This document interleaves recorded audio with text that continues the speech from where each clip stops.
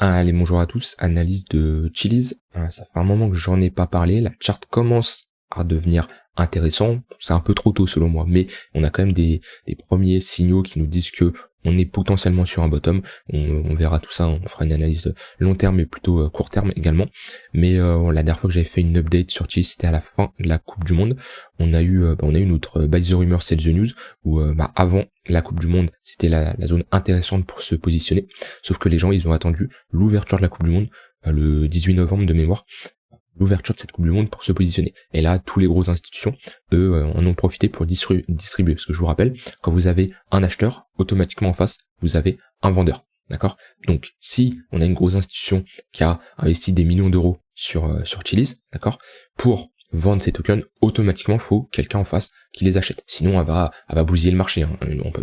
Quand on a des millions, des milliards de dollars sur un marché, on peut pas se ramener et faire un sell market, parce que sinon on bousille, hein. On a un Chiliz qui va chercher les 0$, d'accord, c'est pas possible. Donc on est obligé de vendre soit par palier, d'accord, donc mettre des petits ordres, ou soit tout simplement vendre lorsqu'il y a de l'achat, parce que comme je le dis, hein, quand vous avez une vente, automatiquement en face, vous avez un acheteur. Donc ici on a une grosse phase de distribution, et actuellement sur Chiliz, on était dans une tendance baissière, sommet creux de plus en plus bas. Actuellement on n'est ni dans une tendance baissière, ni dans une tendance haussière, on est dans un range. J'ai connu des ranges plus simples à tracer, celui-là il est clairement visible, on est entre deux bornes. Donc pareil, hein, c'est quelqu'un qui fait de la stratégie de range, le bas de range c'est un endroit qu'on va préférer long, tout simplement, et le haut de range c'est un niveau qu'on va préférer short. Si vous voulez vous placer sur les cassures, on attend toujours des pullbacks, mais pour le moment, voilà. Pour moi, pour l'investissement, je ne chercherai pas à me positionner sur la cassure de ce niveau-là. C'est-à-dire, je me positionnerai pas ici, c'est beaucoup trop tard. D'un point de vue localisation, si je mets ici mon Fibo, hop, tac. Voilà, même si on est en dessous des 0,118, c'est pas une zone, pour moi, selon moi, pertinente pour me positionner, et c'est selon moi trop tard. Si je prends le creux, hein, ici on est sur un x3, voilà, c'est pas une zone propice selon moi de l'investissement. Après c'est toujours propre à chacun, mais voilà, soit une petite stratégie de range, donc on longue le bas et on short la résistance, ou au moins on prend des profits sur la résistance. Alors quand je vous dis de longue, c'est pas de longue les yeux fermés, on attend des structures, des niveaux intéressants. Voilà, par exemple ici on commence à être dans une zone de demande.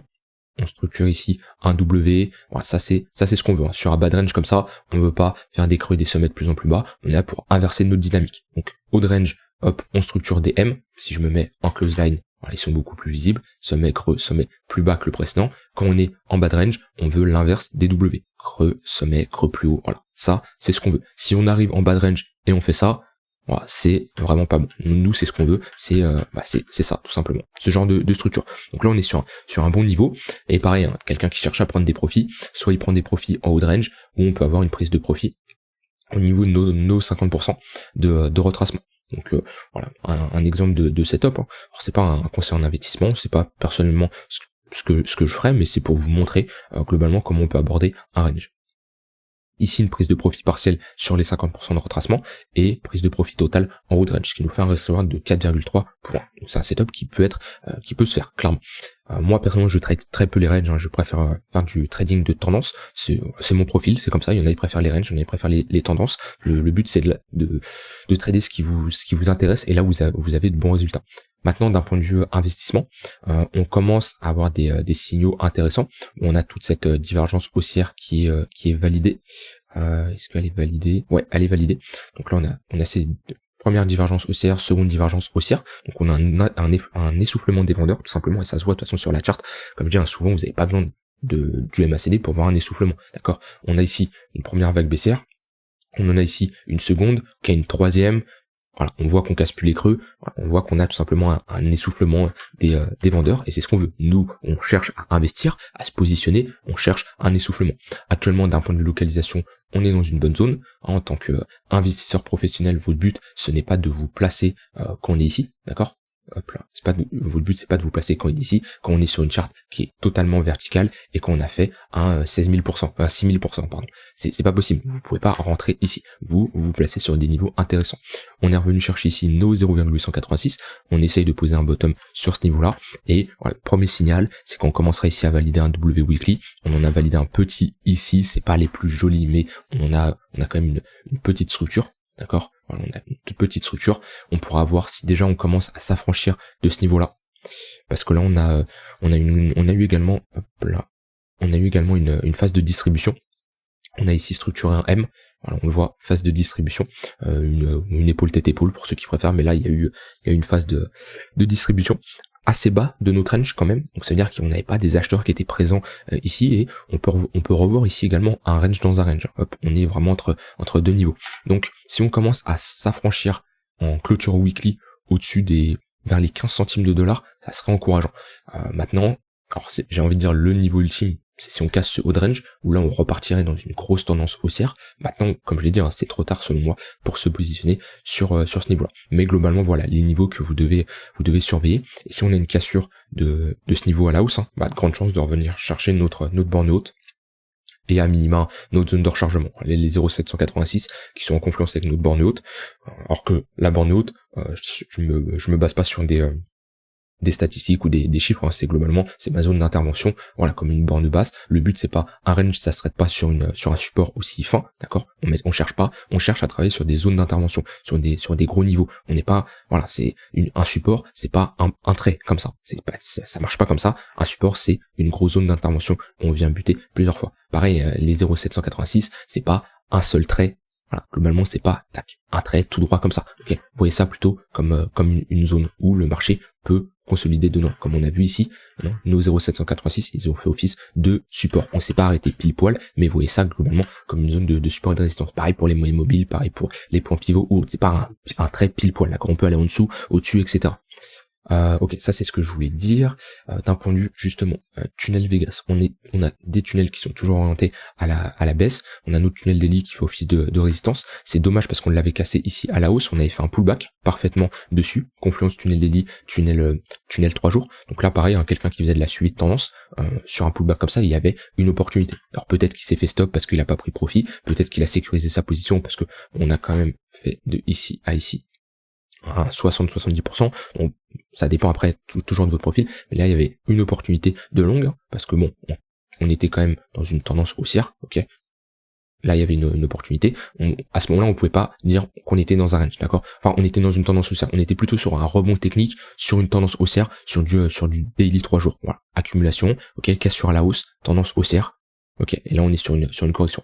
On savait pas qu'on était dans ce range là, hein, tant qu'on n'est pas revenu rechercher ce niveau-là, on peut pas savoir que ça allait faire office de résistance. Donc là il y avait clairement un rebond qui était possible, et on voit en plus, on fait un W daily parfaitement. Donc là il y avait clairement une opportunité. Maintenant, actuellement on est toujours sous notre tunnel daily. On a une petite perte de momentum ici. Voilà, divergence baissière qui est validée. Je ne chercherai pas à longue ici en suivi de tendance. La suivi de tendance, c'est bien quand on a un flux haussier, ici, d'accord. Pour suivre la tendance, c'est intéressant. Donc si je me mets en 4 heures dans la zone qu'on a déterminée, voilà, qu'on a entouré, là, pour la suite de tendance, c'est intéressant. Donc on fait des pullbacks dans nos tunnels 1 heure de cette manière-là. C'est des zones, hein, pour faire de la suite de tendance. On a des cassures de niveau, on casse ici un gros W, voilà, ça c'est des opportunités. Là, on a une perte du momentum en daily. En 4 heures, on a un flux très baissier. Je ne chercherai pas à short le marché. On s'est fait rejeter dans notre tunnel daily, ouais. Et ici, on est en train de valider un M-top. D'accord? Si on clôture sous ce niveau-là. On est potentiellement également dans un range, en confluence avec notre ligne de coup. Mais on a une perte de momentum. Moi, en général, sur support comme ça, j'aime bien avoir une divergence haussière, ou à minima, ici, avoir un petit W qui montre que on a une demande qui est supérieure à l'offre. Donc, long ici, c'est un peu acheter un couteau qui tombe. Alors il y en a qui aiment bien acheter ce genre de repli, parce qu'on est clairement sur support. Moi c'est compliqué selon moi de se positionner ici. À la limite, on revient chercher une autre zone de rechargement dans cette zone-là. Et là, ok, je pourrais être acheteur. On y va, on pousse à la divergence haussière, comme ici. Et là, je serais partant pour me positionner. Mais selon moi ici, c'est compliqué. Et sur du plus court terme, qu'est-ce qu'on a? On casse nos moyennes mobiles à la baisse, on casse notre tunnel 1 heure, on voit on essaye de le réintégrer. Voilà, on est dans notre tunnel 4 heures, donc on peut éventuellement trouver un setup, mais on pousse pas à la divergence haussière. C'est-à-dire que quand on a une divergence haussière comme ça, vous voyez, ça c'est encourageant, W, même si on n'est pas sur une bonne zone de localisation. J'aurais aimé avoir un tunnel 4 heures ici, on l'a pas, mais on pousse à la divergence haussière, on structure quelque chose de bullish, on fait un pullback parfaitement sur notre ligne de coup ici, là il y a un setup.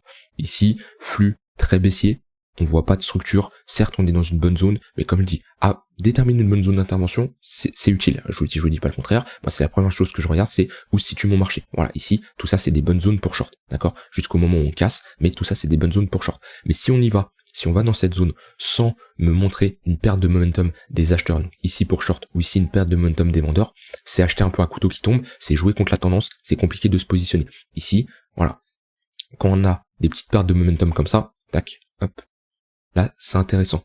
Là, ici, une plus grosse perte de momentum, on voit sommet plus haut, sommet plus bas. Là, c'est intéressant. Ici, bon, après, je peux toujours aller sur une unité de temps inférieure pour chercher une structure, parce que là, je le vois, ici, il y a une structure en 1 heure, ici, il y a potentiellement une structure en 1 heure. Si j'y vais, on va essayer de voir ça. Voilà, ici, on le voit, on fait un M. Ok, sommet, creux, sommet. Alors, il est plus petit, il est pas facile à voir. Si je me mets en close line, voilà, petit M, ça peut être un setup pour short. Donc voilà, c'est ce que je veux vous faire comprendre, c'est que on peut être dans des zones intéressantes pour acheter, mais si on n'a pas de signaux qui me disent ok, ici j'ai un bottom, je vais pas acheter un couteau qui tombe, là pour moi c'est moche, c'est une charte qui est moche, je chercherai pas à me positionner. Par contre, comme je l'ai dit, si on commence à structurer ici une accumulation, on n'a pas spécialement une divergence haussière, mais je peux m'en passer si j'ai une structure, là ça peut être intéressant, mais j'attendrai à avoir une accumulation, un marché qui est horizontal, tout simplement.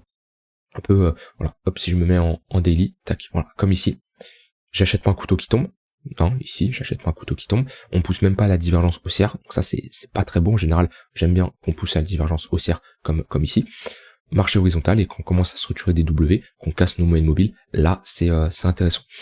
Voilà, donc c'est ce que je voulais vous dire, après, bon, sur du très très court terme, voilà, on a le cross entre notre tunnel 15 minutes, tunnel 1 heure, donc tunnel 15 minutes qui fait office de support, pareil, tout ça, c'est des opportunités de longue. Alors je dis pas qu'à chaque fois qu'on revient dedans, comme je l'ai dit, faut longue, mais si vous avez des conditions, voilà, ici, j'ai une divergence haussière, là, ça peut être un setup pour longue. Ici, j'ai pas spécialement de divergence haussière, c'est peut-être pas un setup pour long, etc., etc. Mais pour le moment, cross des moyennes mobiles court terme, si on retourne chercher ces niveaux-là, ça peut être intéressant. Par exemple, ici, tunnel 15 minutes qui descend, on vient chercher une autre ligne de coup qui est ici, d'accord, on comble toute cette zone d'imbalance, on peut avoir une bonne zone pour short avec, pourquoi pas, une divergence baissière dans ce niveau-là. Parce que là, qu'est-ce qu'on fait? On voit qu'on est dans une tendance baissière en 1 heure, creux sommet de plus en plus bas, sur du court terme, on cherche à shorter le marché. Voilà, j'ai dit tout ce que j'ai envie de dire sur Chiliz. Donc petit récap pour les investisseurs, je m'adresse un peu à tout le monde maintenant dans mes vidéos. Avant je m'adressais plutôt à ceux qui visaient des objectifs long terme. Plutôt maintenant trading, je parle un peu à tout le monde parce que je me rends compte qu'il y a tout le monde, et c'est ça qu'il y a une bonne diversité sur la chaîne. Il y a un peu tout le monde, des gens qui cherchent à se perfectionner en trading, d'autres en investissement, etc., etc. Mais globalement d'un point de vue technique pour les investisseurs, cette zone-là, et globalement des 15 centimes de dollars. D'un point de vue technique, si on a une clôture en weekly au-dessus de ce niveau-là, c'est intéressant, et on peut avoir comme prise de profit partiel le haut de range qui ferait déjà un x2. Après ça dépend toujours de votre horizon de temps, si vous visez 2, 3, 4, 5 ans, et si par contre d'un point de vue analyse fondamentale vous pensez que Chiliz est un excellent projet, voilà, il y a clairement on est dans une très bonne zone pour faire de l'accumulation long terme, pour ceux qui aiment faire du DCA, même si moi je suis pas friand du DCA sur des petites altcoins comme ça, mais on est dans une très bonne zone. Voilà, je vous souhaite une très bonne fin de journée, on se retrouve demain pour une prochaine vidéo, bye bye.